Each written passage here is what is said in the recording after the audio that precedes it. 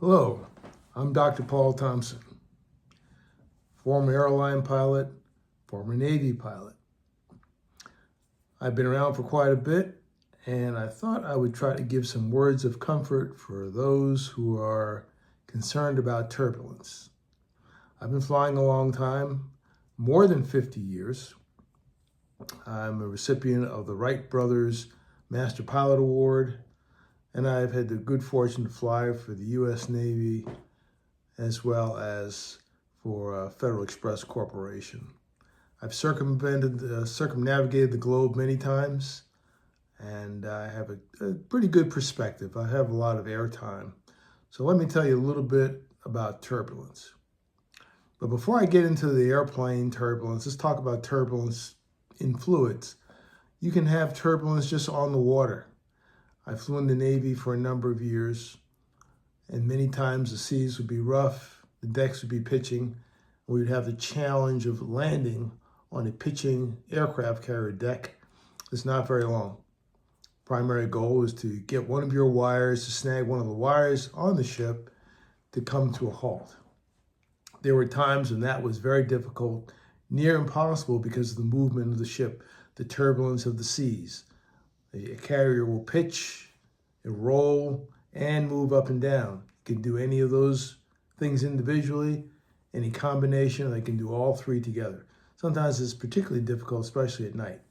So that was turbulence on the high seas. As far as turbulence in the air goes, if you're a passenger, nothing is really going to happen for you. For the most part, you're going to be uncomfortable because of the series of positive G's and negative G's. It's up and down, positive and minus, maybe left, right, side to side in different angles. The one way you can get hurt in turbulence is if you don't have your seatbelt fastened. That's when it happens. You can go from being uncomfortable to injured into extreme fatally injured if your head smashes off the top of the ceiling of an airplane. That can be pretty hazardous. But remember that the airplane is flying, the wings give it lift, and as you have differences in air currents and go into different air masses, that causes reactions. And you'll see sometimes the wings will flex. If you look on the outside of a modern airliner, you'll see the wings moving up and down. That's not bad. They're supposed to do that. They're actually taking some of those jolts for you. If the wings were totally stiff, you would actually feel more turbulence. So the wings moving, flexing is okay. They're designed to do that. They're not going to break off. You may think about that.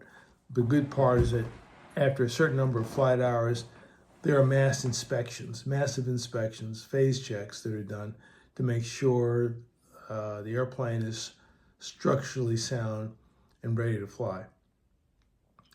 The plane wants to fly. It'll stay in the air. And the thing that most people don't realize is the pilots don't look for turbulence. Pilots look to avoid turbulence. Pilots dislike turbulence more than you do because they're up there all the time. That's their office, that's their home for maybe decades and decades of their life. So everybody on the plane wants the same thing. They want the turbulence to end.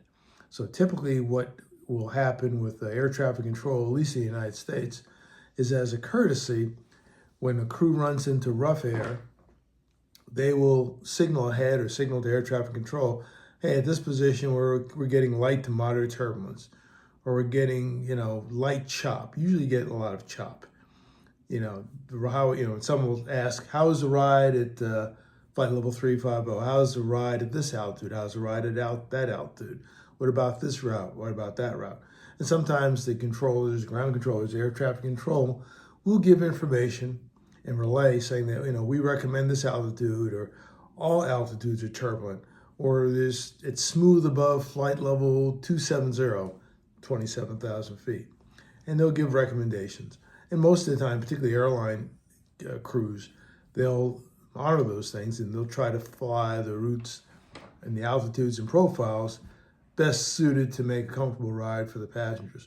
Sometimes that doesn't always work out, and there are times when you're just going to have turbulence for a long time. I've done it many times for hours and hours and hours on end. But everybody wants it to end. I think if you're sitting in the back of the airplane, it's probably a little bit worse think about being on the end of a rope. If you can move the rope a little bit on the front end, at the very back end, it'll probably move more. So if you're in the center or forward, it's probably the best of a bad situation. Remember, air is like water. Air is a fluid. It's compressible. And just like a boat hitting waves, the airplane hits different pockets of air. It could be, global warming is a reality that will affect things. Turbulence will probably get a little worse. There are some parts of the world where the turbulence is worse than in other parts.